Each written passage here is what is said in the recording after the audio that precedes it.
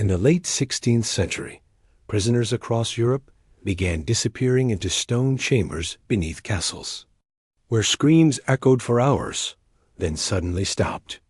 But what happened next is so horrifying, most history books deliberately omit the details.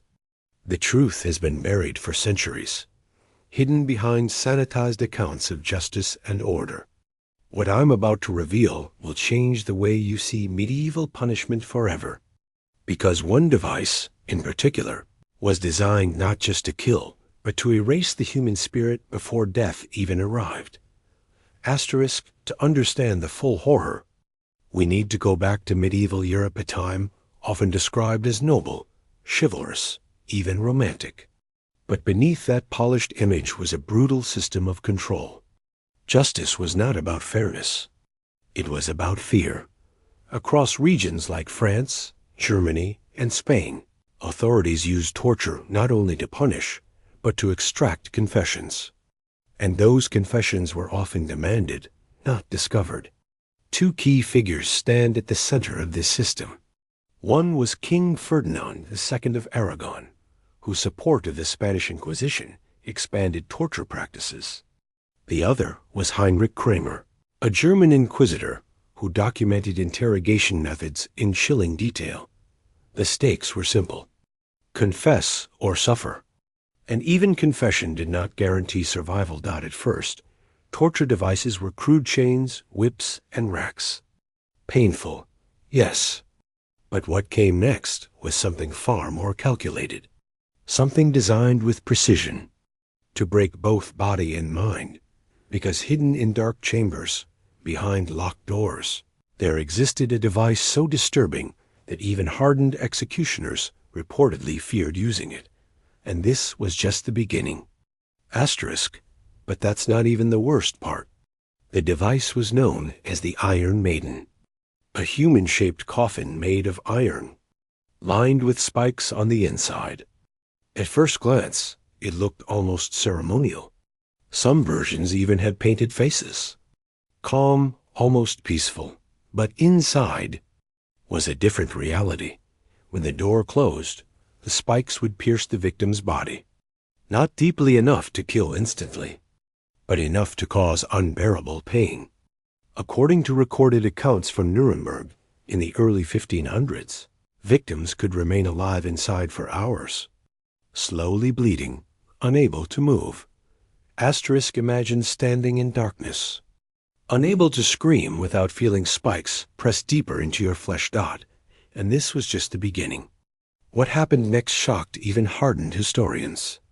The placement of the spikes was not random. Evidence suggests they were carefully positioned to avoid vital organs. The goal was not quick death, it was prolonged suffering.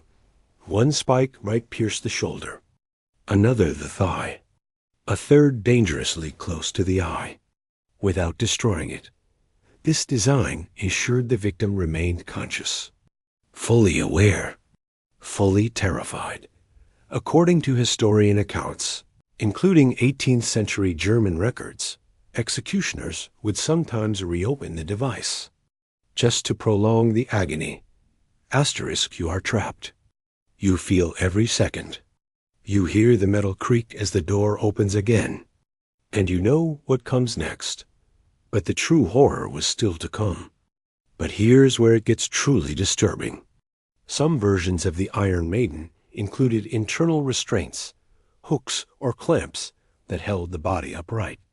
This prevented collapse, forcing the victim to remain in a standing position as the spikes pressed in from all sides.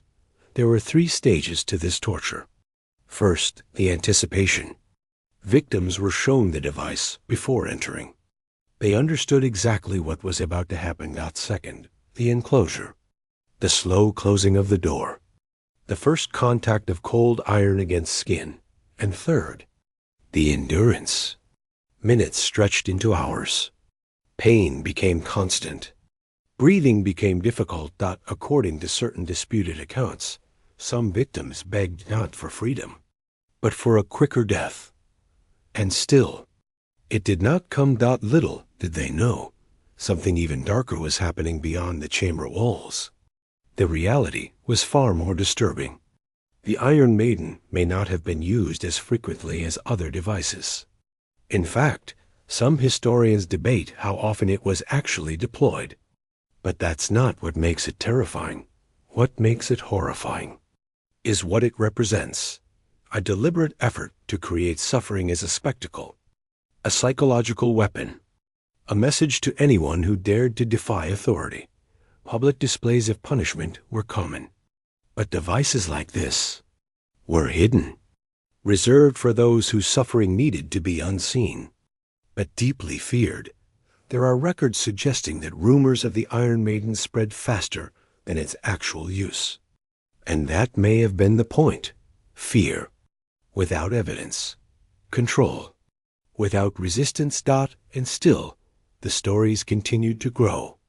And then came the final, chilling detail. In some preserved versions of the device, historians found drainage systems at the base. Small holes, designed to allow blood to escape. This suggests prolonged use. Repeated use. Not a one-time execution, but a tool, a system, a method. And when you realize that, the true horror becomes clear. This was never just about punishment. It was about domination. And this dark chapter still haunts history today. The ripple effects of this brutality stretched far beyond the medieval era. As Europe moved toward enlightenment, many of these practices were officially condemned. Torture was outlawed. Devices like the Iron Maiden were removed, hidden, or destroyed. But the psychological impact remained. The idea that authority could design suffering so precisely did not disappear. It evolved. Modern interrogation methods, while less visibly brutal, still raise questions about control, fear, and human limits. The line between justice and cruelty has always been thin. And here's the most disturbing part. Some historians believe that the Iron Maiden we see in museums today may have been reconstructed, or even exaggerated, meaning the legend itself, whether fully real or not, was powerful enough to shape behavior, to create fear, to enforce silence. And that may be the darkest truth of all, because sometimes the idea of torture is more powerful than the act itself. And if you think that's disturbing, the truth about medieval execution rituals is even more horrifying. I've uncovered documented cases where entire crowds participated in public deaths, turning punishment into spectacle. Make sure to watch that next. The secrets of history run deeper than anyone imagined, and they're darker than you think.